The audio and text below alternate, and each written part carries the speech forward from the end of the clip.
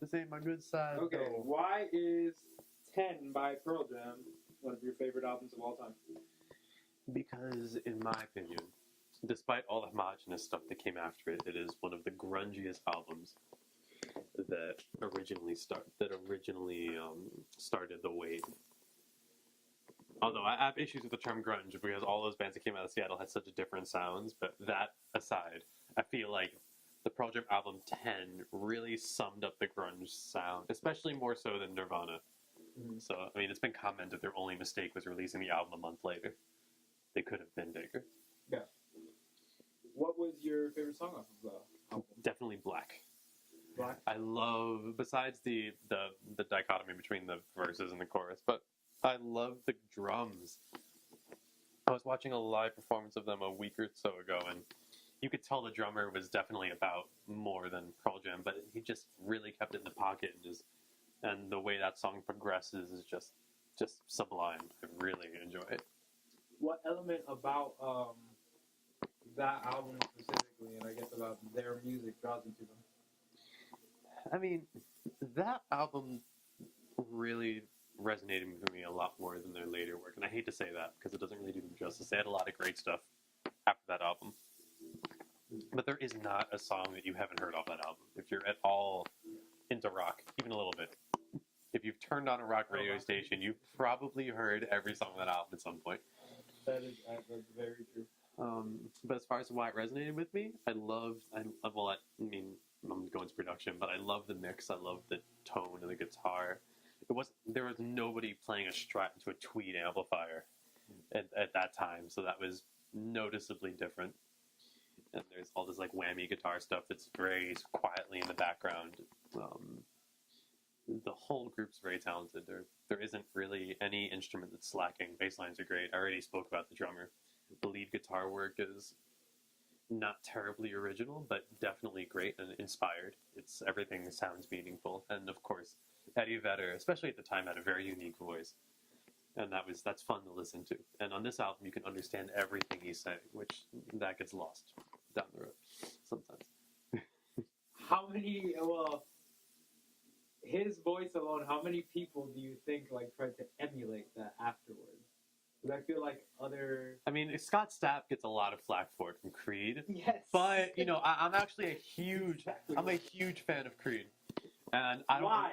Why? Because Mark Tremonti is the greatest thing ever. The whole rhythm section is killing it.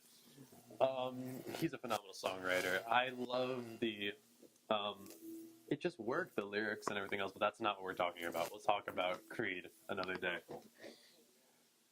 Mark Tremonti, if you're watching this, I really want to meet you. But I'm saying Pearl Jam's work. Oh, how it influenced down the road. Yes. Besides Creed. I mean, there were a lot of guys who tried, but that's really the only notable comment. I mean, that comes to mind. I'm sure there's some really significant band I'm glossing over, but that's just gonna be like that because I can't think of it. Because I've never really heard anything that just sounds influenced by Pearl Jam. You get me? Because their sound, as far as their it was one of those sounds that took off. At least they were huge, and if you couldn't really copy them without just sounding like a Pearl Jam wannabe, like Red Hot Chili Peppers. Oh my God, if I had $1 for every band that sounded like Red Hot Chili Peppers. But it's kind of like they win. They got to it first. Like you can't. So I'm sure there's tons of bands we just haven't heard about them because they haven't put anything significant out. What do you think made them so successful in the beginning, seeing as they were so unique that what made it that people just didn't write them off? Well, I think it was more of the definitely location. Mm-hmm. Seattle was a city with a huge scene that was definitely intentionally seeked into and scouted by record companies. That's definitely a thing. So at the time, a lot of bands came out of there, and they were one of the put-together, talented acts that was beyond ready to perform.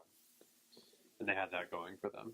And their writing was undeniably good. There wasn't really anything to write off. I mean, anyone that heard all that, especially 10, anyone that heard those songs, you'd have to be an idiot to be like, nah, this isn't cool. Do you think they could have been bigger than Nirvana Had they? I don't know. They didn't have the charisma. Like Eddie Vedder is. I don't want to say they didn't have the charisma, but Eddie Vedder didn't really control the stage as much as Cobain did. At least in the videos I've seen, it seemed like much more of a band effort, and they're phenomenally talented, but didn't have that grip that the public needs, I guess. Is there any song that you can do without on that album? Yes, and I can't even remember the name of it. It's definitely in the second half. It's one of the last 3 tracks. I would go as far as to say that there are 2 or 3 songs in that album that didn't really do much for the flow of it. Which one? Man, the name. Emotions? Or I guess that's probably one of them. that one was like more like mostly instrumental actually. That might be one of them. And there's another one that just starts in this really awkward guitar riff that I just was not feeling. Yeah, I'd say that that's one thing about the album. If I had to pick a critique, it could have been filtered better. That would have been an absolute must listen through if it was 2 or 3 songs shorter. How has that album influenced you as a musician? Is there anything that it makes you want in production? Production. Well, I always go back to production, but the way that they mix the blend of the acoustic and electric and just songwriting, the songs are so great. Even though there's a lot of loud electronic instrumentation on the album, calling electric guitars electronic, it holds up very strongly as an acoustic piece, or you could even rewrite the song in other genres, and it stands up as a strong piece of literature. You have to have more music.